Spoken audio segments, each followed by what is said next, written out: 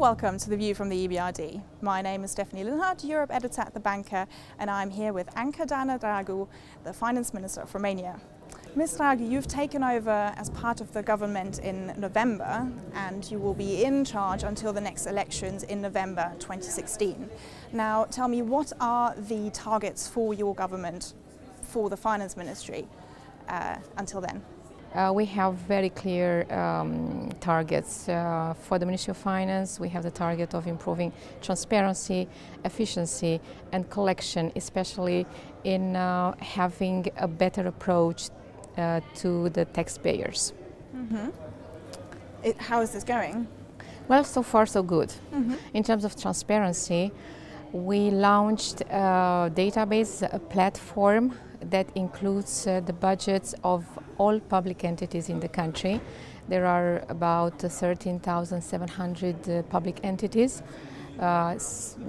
kindergartens, schools, city halls, ministries, so everybody could access online the information on the budgets of these institutions.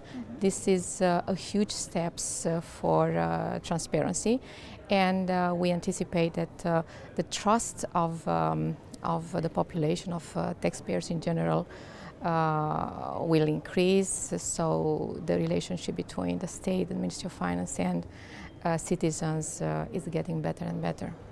In terms of efficiency also, we are working on a spending review for some programs in a couple of ministries, and we hope to use this analysis as a ground for the next year's budget and especially for the budget rectification this year.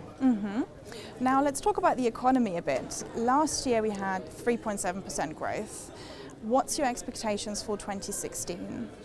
For 2016 we have a growth forecast of 4.2% in real terms. It means that Romania is in top 3 countries in the EU, and we have a balanced growth.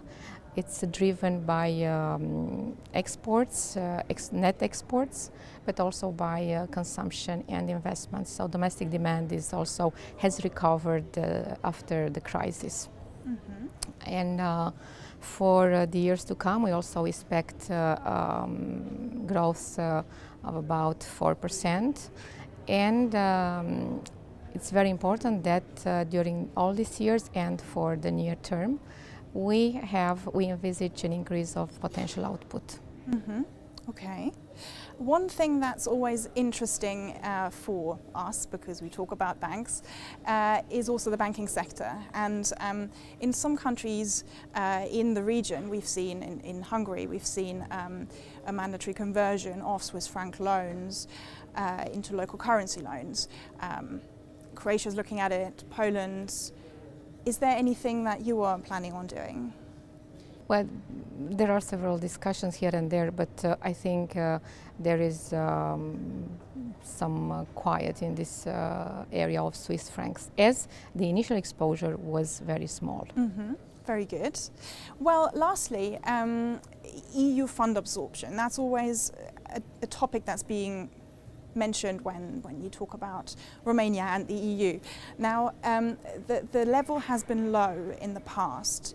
How are you trying to improve that level of fund absorption? For the exercise for the cycle 2007-2013, that basically ended at the end of last year, and there are another 3 months for repayments. In some cases it's up to June this year. So we did significant efforts in December, and we boosted up the absorption rate. We had EU funds repayment 3-4 times higher than average months in December, so 2016.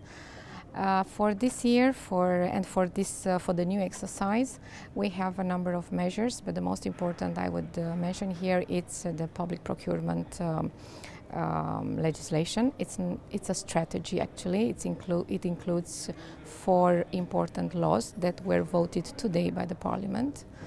and lots of measures, secondary legislation, tertiary legislation, and lots of details in how all these institutions are interacting in order to implement smoothly the new package of the public procurement legislation. This is really an insurance for a better absorption of EU money. Minister Dragu, thank you very much. Thank you.